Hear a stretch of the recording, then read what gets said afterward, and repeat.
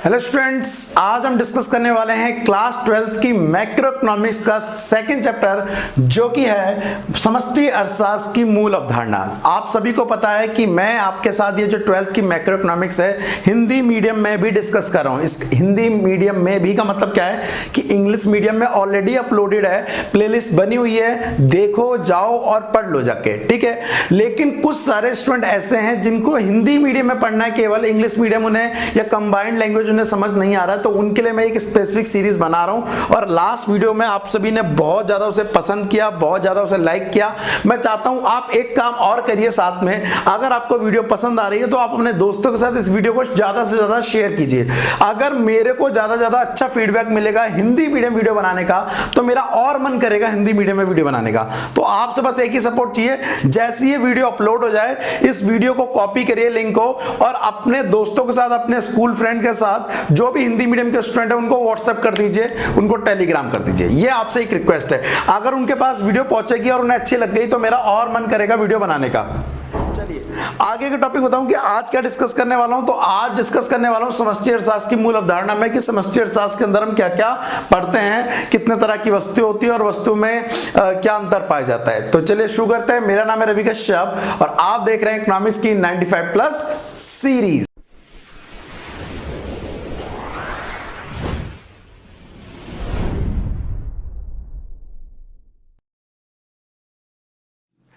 तो स्टूडेंट, जैसा कि आज का टॉपिक है, आज का टॉपिक में समष्टि अर्थशास्त्र की जो मूल अवधारणा है उसके अंदर हम ये पढ़ेंगे कि वस्तुएं पहले कितने प्रकार की होती है।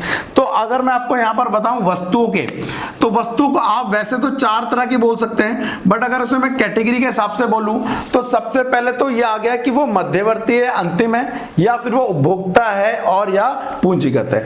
तो टोटल सबसे पहले जो ज्यादा डिफरेंस किया जाता है वो किसके बीच किया जाता है? एक तो अंतिम वस्तु तथा मध्यवर्ती वस्तु के बीच किया जाता है, मध्यवर्ती। दूसरी चीज अगर मैं बताऊं तो वो किसके बीच किया जाता है? वो किया जाता है आपकी उपभोक्ता वस्तु, उपभोक्ता, तथा किसके बीच? पूंजीगत के बीच किया जाता है, पूंजीगत।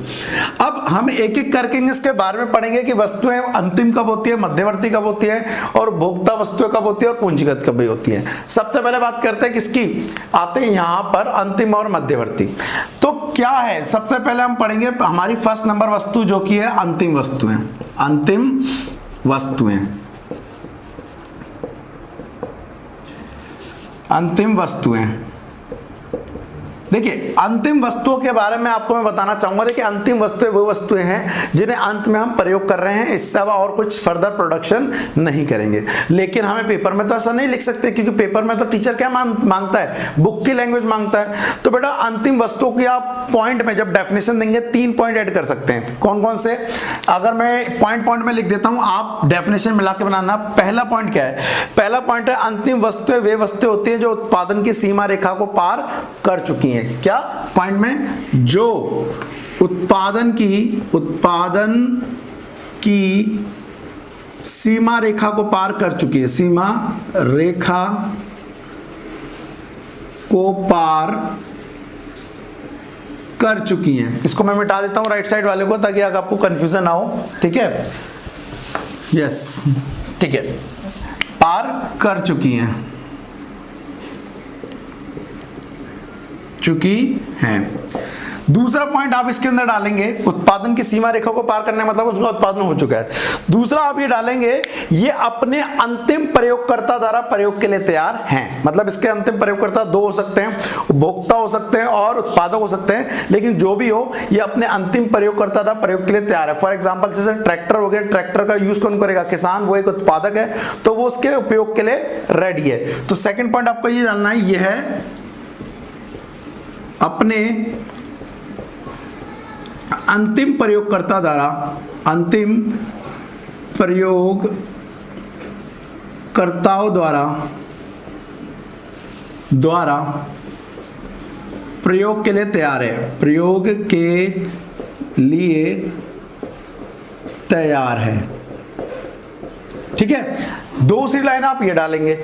और तीसरी चीज क्या होगी, देखिए वस्तु यहां पर दो तरह की मैंने बताया, मध्यवर्ती और अंतिम होती हैं। तो जो अंतिम वस्तु होती है उनकी कीमत को राष्ट्रीय में शामिल किया जाता है, मतलब जब देश की राष्ट्रीय निकाली जाती है तो अंतिम वस्तु की कीमतों को जोड़ा जाता है, लेकिन मध्यवर्ती की नहीं जोड़ा जाता। तो ये तो अंतिम है। यहां पे आप क्या लिखेंगे, इन वस्तुओं की कीमत को राष्ट्रीय में शामिल किया जाता है। इन वस्तुओं की कीमत को, इन वस्तुओं की कीमत को राष्ट्रीय आय में शामिल किया जाता है। आय में शामिल किया जाता है, शामिल किया जाता है। देखिए अब मैंने एक डेफिनेशन, अगर आप चाहें ना तो इस तीनों को एक ही सेंटेंस में बनाकर अंतिम वस्तुओं की डेफिनेशन दे सकते हैं, ठीक है। तो ये तो मैंने बता दी, क्या बताई, 3 पॉइंट याद रखना। अंतिम वस्तुएं वे वस्तु होती है जो उत्पादन की सीमा रेखा को पार कर चुकी हैं। दूसरा, ये अपने अंतिम प्रयोगकर्ता द्वारा प्रयोग के लिए तैयार है। और तीसरा, इनकी कीमत को राष्ट्रीय में शामिल किया जाता है। आप ये भी एक पॉइंट बोल सकते हैं, आप इनकी कीमत में मूल्य वृद्धि नहीं की जा सकती। अगर चौथा पॉइंट बनाना चाहें, इनकी कीमत में मूल्य वृद्धि नहीं की जा सकती। अब बात आती है अंतिम उपभोक्ता या अंतिम वस्तुएं कौन सी होती हैं। तो बेटा ये भी आपको बताना चाहूंगा, ये दो तरह की होती हैं। सबसे पहले होता है अंतिम उपभोक्ता वस्तुएं। अंतिम उपभोक्ता वस्तुएं, नोट कर सकते हैं आप इसको, अंतिम उपभोक्ता वस्तुएं, ठीक है। और दूसरा क्या होता है, दूसरा होता है अंतिम पूंजीगत, अंतिम उत्पादक वस्तुएं, उत्पादक वस्तुएं। फॉर एग्जाम्पल, जैसे अंतिम उपभोक्ता वस्तु कौन है, जो हम प्रयोग करेंगे और उसके बाद हम उसका कुछ नहीं करेंगे। जैसे एग्जाम्पल के लिए आपने आइसक्रीम खाई होगी ना, आइसक्रीम, तो आइसक्रीम हमारे लिए एक अंतिम उपभोक्ता वस्तु, हम उससे फर्दर कुछ नहीं करेंगे, हम खा लेंगे, है ना। और ट्रैक्टर मैंने अभी बताया आपको, जैसे ट्रैक्टर जो है वो ट्रैक्टर किसके लिए, किसान के लिए एक अंतिम वस्तु है, लेकिन वो किसके लिए है, उत्पादक के लिए है। तो इसकी अगर मैं डेफिनेशन की बात करूं तो डेफिनेशन देखो, सबसे पहले नोट्स के अकॉर्डिंग समष्टि अर्थशास्त्र में आपको बता चुका हूं। समष्टि अर्थशास्त्र क्या होता है, जहां पर संपूर्ण अर्थव्यवस्था का अध्ययन किया जाता है। उसके बाद अंतिम वस्तुओं की डेफिनेशन ही मैंने लिखवा दी, जो उत्पादन की सीमा रेखा के क्या होती हैं, बाहर होती हैं, ठीक है, पार कर चुकी हैं। और दूसरा, इनकी ये अपने अंतिम प्रयोगकर्ता था प्रयोग के लिए तैयार है। और दूसरा, यहां पर इनकी कीमत को राष्ट्रीय में शामिल किया जाता है, ठीक है। इसी से डेफिनेशन मिल जाएगी। उसके बाद मैंने बताया ये दो तरह की होती है, अंतिम और उपभोक्ता वस्तुएं। ये वाले नोट्स आपको डिस्क्रिप्शन में इनका लिंक मिल जाएगा। IIM टॉपर की वेबसाइट पर जाकर आप इनको पढ़ सकते हैं और लिख भी सकते हैं। चलिए, अंतिम उपभोक्ता वस्तु की डेफिनेशन क्या है, अंतिम उपभोक्ता वस्तु की, ये बोल रहा है अंतिम उपभोक्ता वस्तुएं वे वस्तु होती है जो अपने अंतिम प्रयोगकर्ता द्वारा प्रयोग के लिए तैयार हैं। इनके अंतिम प्रयोगकर्ता उपभोक्ता होते हैं, इनके अंतिम प्रयोगकर्ता उपभोक्ता होते हैं। एग्जाम्पल के लिए, उपभोक्ता द्वारा मक्खन का प्रयोग, मक्खन खाया होगा आपने, है ना। ऐसी अंतिम उत्पादक वस्तु कौन सी है, अंतिम उत्पादक वस्तु वे वस्तु होती है जो अपने अंतिम प्रयोगकर्ता द्वारा प्रयोग के लिए तैयार है। और इसके अंतिम प्रयोगकर्ता कौन होते हैं, उत्पादक होते हैं। इसके अंतिम उपयोगकर्ता उत्पादक होते हैं, जैसे कि किसान के द्वारा ट्रैक्टर का प्रयोग, ठीक है। अब बेटा अगर आपको अंतिम वस्तुएं समझ आ गया और अंतिम की ये दो टाइप समझ आ गया, तो दूसरा वाला जो पॉइंट है वो बड़ी इजी ही समझ आ जाएगा। दूसरा वाला पॉइंट, दूसरा कौन सा है, दूसरा है बेटा मध्यवर्ती वस्तु। मध्यवर्ती वस्तुएं, देखिए बड़ा इजी है। आप इनके अंदर, तीनों के अंदर नहीं लगा दो, इन तीनों के अंदर क्या लगा दो, नहीं, ये कॉपी हो जाएगा, नीचे कॉपी, और इनके नीचे नहीं लगा दो, तो मध्यवर्ती वस्तु की डेफिनेशन बन जाएगी। देखिए क्या, मध्यवर्ती वस्तुएं वे वस्तु होती है जो उत्पादन की सीमा रेखा के अंदर होती है, मतलब पार नहीं किया, इसको उल्टा कर दिया, नहीं लगाने का मतलब है उल्टा कर देना। दूसरा, ये अपने अंतिम प्रयोगकर्ता द्वारा प्रयोग के लिए तैयार हैं, लेकिन इसमें क्या लिखेंगे, यह अपने अंतिम प्रयोगकर्ता द्वारा प्रयोग के लिए तैयार नहीं है, ठीक। और लास्ट, इन वस्तुओं की कीमत को राष्ट्रीय में शामिल किया जाता है। आप इसमें लिखेंगे इन वस्तुओं की कीमत को राष्ट्रीय में शामिल नहीं किया जा सकता। अब ये तो डेफिनेशन हो गई, मैंने समझा दिया, लेकिन कई सारे स्टूडेंट अभी भी कंफ्यूज होंगे कि क्या है मध्यवर्ती और क्या है अंतिम। मैं आपको बताता हूं। मान लीजिए मेरे को चाय बहुत पसंद है, मान क्या लो पसंद है एक्चुअल में, कभी मिल जाओ ना तो चाय पिला देना, ठीक है। तो अब चाय जो वाला है, दुकान पे एक चाय वाला है, तो चाय वाला कभी चाय को बनाने के लिए चीनी लाता है, चाय पत्ती लाता है, दूध लाता है ना, तो जो चीनी वो लेके आया या दूध लेके आया, जो पत्ती लेके आया वो, उससे क्या बनाएगा? चाय। तो बेटा चाय एक अंतिम वस्तु कहलाएगी, चाय एक अंतिम वस्तु कहलाएगी, और जो चीनी चाय के लिए लेके आए थे वो क्या कहलाएगी? मध्यवर्ती वस्तु कहलाएगी। तो चीनी क्या है? उत्पादन सीमा रेखा के अंदर है, और अभी अपने अंतिम प्रयोगकर्ता था, प्रयोग के लिए तैयार नहीं है, और अगर हम चाय बनाने जा रहे हैं तो, है ना। और फिर उसके बाद नेक्स्ट, ये इसकी कीमत को अब और बढ़ाया नहीं जा सकता क्योंकि चाय बनेगी इससे। अब कई सारे स्टूडेंट का यहाँ पर एक कंफ्यूजन निकल के आएगा, कह रहा सर चीनी हम डायरेक्ट भी तो खा सकते हैं, है ना, दूध को हम डायरेक्ट भी तो पी सकते हैं, तो क्या एक ही वस्तु अंतिम भी हो सकती है और मध्यवर्ती भी हो सकता है? क्योंकि वो बोल रहे हैं कि दूध एक अंतिम वस्तु है, उपभोक्ता उसे डायरेक्ट भी पी सकता है। तो बेटा आप सही हैं। एक क्वेश्चन आ जाता है पेपर में, क्या आ जाता है कि क्या, सुनना जरा ध्यान से, यहां लिख दूं क्या क्वेश्चन, क्या एक ही वस्तु अंतिम तथा मध्यवर्ती हो सकती है? अंतिम तथा मध्यवर्ती हो सकती है?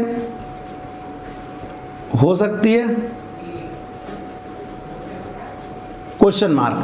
तो जी आंसर इसका बिल्कुल हो सकती है। गन्ना और गन्ने से फिर चाहे गुड़ बनाना है या चीनी बनाना, तो अगर डायरेक्ट गन्ने को प्रयोग कर रहे हो तब तो क्या बन गई? अंतिम। लेकिन अगर गन्ने का प्रयोग चीनी गुड़ बनाने के लिए किया जा रहा है तब वो क्या बन गई? मध्यवर्ती।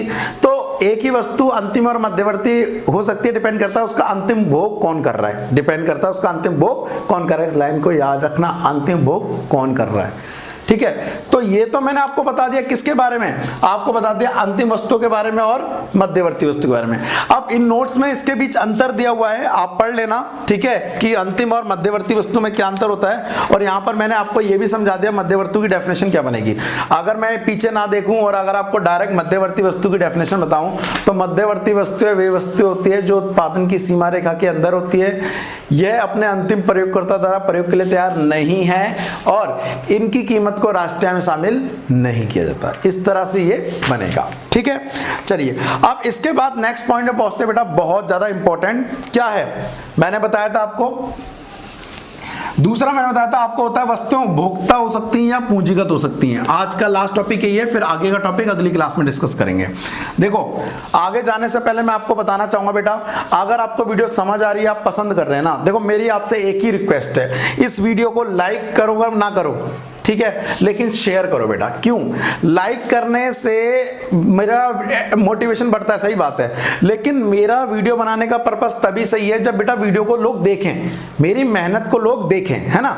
तो आप तो देखते हैं, आप मेरे से कनेक्ट एक्स चैनल से आप देख रहे हैं, लेकिन उन दोस्तों का क्या, आप समझ रहे हो, इस कोरोना वाली स्थिति में जब हुई थी तो कई सारे प्राइवेट स्कूल के बच्चे पढ़ पा रहे हैं जिनका इंग्लिश मीडियम है, ठीक है, लेकिन हिंदी मीडियम वाले बच्चों को कोई नहीं है, ना उनको स्कूल से ढंग से पढ़ाई हो पा रही है, ना ही उन्हें कोई ऑनलाइन चैनल मिल पा रहा है ऐसा। तो मैं बस आपसे इतना रिक्वेस्ट करूंगा, मैं आपके लिए बनाऊंगा, लेकिन शर्त इतनी है बस कि आपको केवल जितने भी हिंदी मीडियम के स्टूडेंट हैं, आपको जानते हैं, उनके साथ ग्रुप में इस लिंक को शेयर कर दो, लिए ले भाई वीडियो ले, देख ले, पढ़ ले, ठीक है। और अगर वीडियो अच्छी लगेगी तो वो भी शेयर कर देगा आगे, वही वाला काम है ना, मैं अगर तुम्हारी मदद कर रहा हूं तो तुम 3 लोगों की मदद करो, तो वाला सिस्टम बेटा। इससे क्या होगा, आपकी मदद हो जाएगी, और क्योंकि अगर मेरे को डिमांड आएगी कि सर हिंदी की बनाओ, तो मैं डेफिनेटली बोल रहा हूं, अगर इसकी वीडियोस चली हिंदी मीडियम की, किसकी, मैक्रो इकोनॉमिक्स की, इंडियन इको, भारतीय विकास जो वाली जो बुक है, उसकी भी पूरा सिलेबस बना के दूंगा। ऑल डिपेंड ऑन यू, ठीक है। ओके, मुझे एक बार कमेंट करके बताना शेयर करोगे या नहीं करोगे। जो शेयर कर रहा है मेरे को आज पता पड़ना चाहिए कि हाँ कौन मेरे साथ खड़ा है, हाँ सर मैं शेयर करूंगा, नीचे कमेंट बॉक्स में सर मैं करूंगा, ठीक है। चलिए अब बात करते हैं वस्तुओं की, उपभोक्ता वस्तुओं की, उपभोक्ता वस्तुएं। उपभोक्ता वस्तुएं क्या होती हैं? उपभोक्ता वस्तुएं बेटा, अब देखो यहां पर अगर डेफिनेशन पे जाऊं, जरा ध्यान से सुनना क्या है। उपभोक्ता वस्तुएं वे वस्तुएं होती हैं जो मानव की आवश्यकताओं को प्रत्यक्ष रूप से संतुष्ट करती हैं, जो शॉर्ट में लिख रहा हूं, जो मानव की आवश्यकताओं को, मानव की आवश्यकताओं को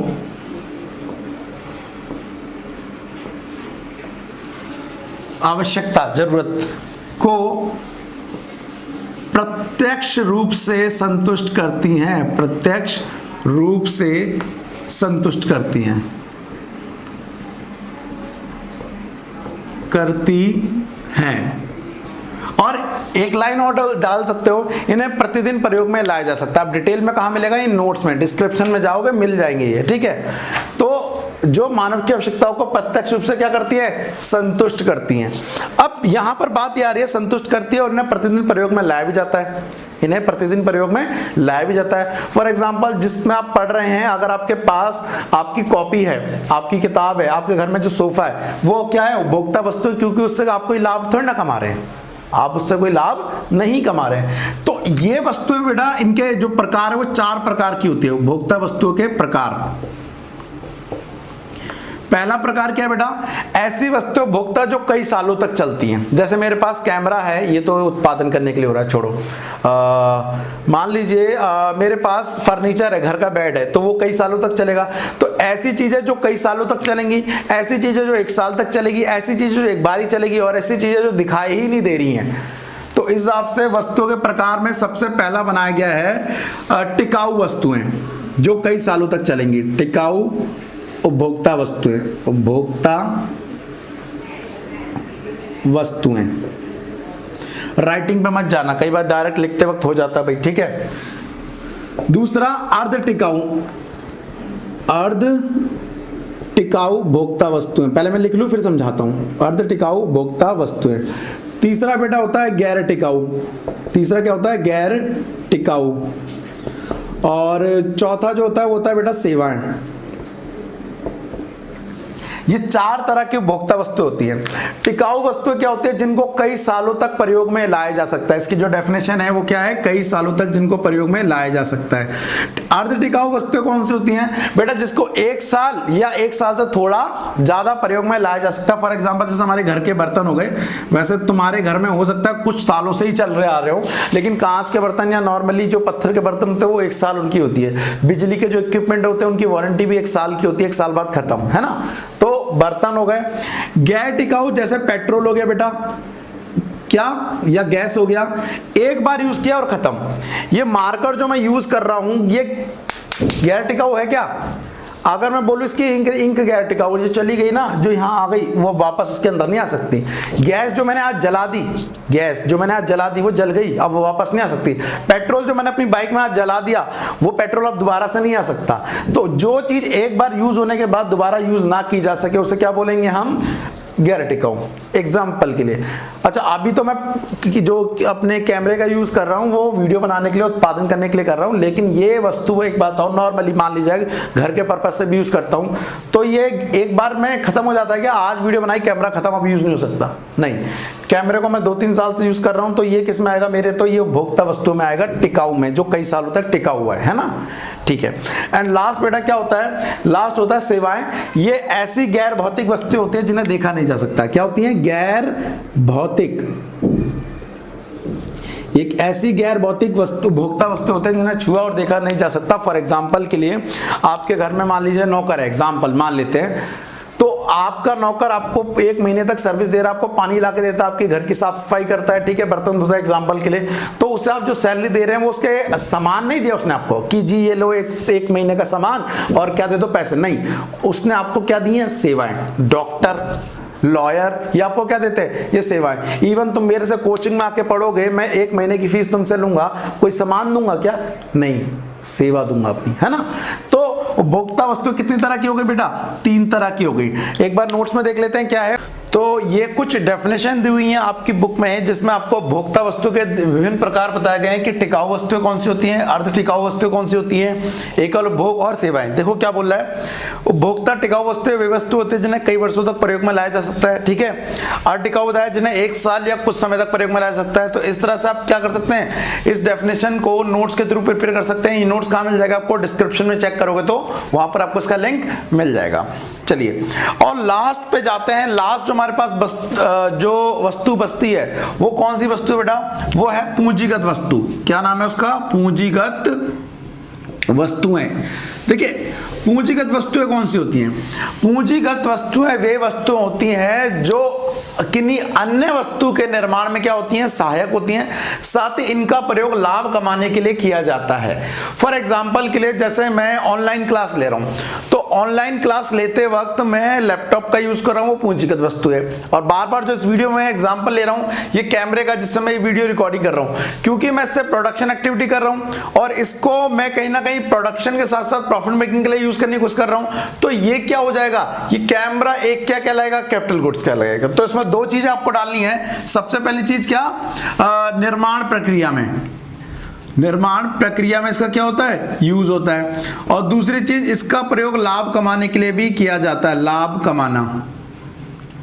फॉर एग्जाम्पल आपके घर में जो वॉशिंग मशीन है, अगर आप उसकी लॉन्ड्री की शॉप खोल रहे हैं और आप लोगों के कोट या जो भी महंगे कपड़े हैं वो धुलवा रहे हैं, तो आपके लिए वो मशीन क्या है, कैपिटल गुड्स कहलाएगी। क्यों, क्योंकि उससे क्या कर रहे हैं आप, प्रॉफिट अर्न कर रहे हैं और कहीं ना कहीं दूसरी चीजों में काम ले रहे हैं या बना रहे हैं। ठीक है, तो स्टूडेंट आज के टॉपिक में यही सब था। क्या कि जो वस्तुएं हैं वो कितने प्रकार की होती है, अंतिम वस्तुएं, मध्यवर्ती वस्तुएं, उपभोक्ता वस्तुएं और पूंजीगत वस्तुएं। एक लाइन हमेशा याद रखना यहां पर इस टॉपिक से रिलेटेड कि सारी मशीनें पूंजीगत नहीं होती हैं, लेकिन जितनी पूंजीगत होती है वो मशीनें होती हैं। क्यों, जैसे एग्जांपल के लिए अगर हमारे घर में एक मशीन है कपड़े सिलने वाली, तो वो मशीन उपभोक्ता वस्तु कहलाएगी क्योंकि उसका प्रयोग हम लाभ कमाने के लिए नहीं कर रहे हैं। तो ऐसे टॉपिक अगर कोई आए तो उनको अच्छे से याद रखना ताकि आप पेपर में गलत ना कर सके। बाकी आज की वीडियो से अगर कोई डाउट रह गया भाई तो प्लीज कमेंट करके बता दो, सर ये समझ नहीं आया। दूसरा, आज का पढ़ाना मेरा अच्छा लगा तो एक लाइक तो बनता है भाई, ठीक है। दूसरा, मैंने बता चुका हूं, अपने दोस्तों के साथ इस वीडियो को शेयर करना है। शेयर इसलिए करना है कि आपको पढ़ना नहीं है, शेयर इसलिए करना है कि ये वीडियो कंटिन्यूअसली चलती रहे और आपका पूरा का पूरा कोर्स खत्म कराया जा सके। बाकी अगर कांटेक्ट करना चाहते हैं तो आप मेरे को इस नंबर पे कांटेक्ट कर सकते हैं 9873611140। ठीक है, WhatsApp only, not for call. ठीक है, तो मिलते हैं नेक्स्ट क्लास में, तब तक के लिए thank you for your time, bye bye.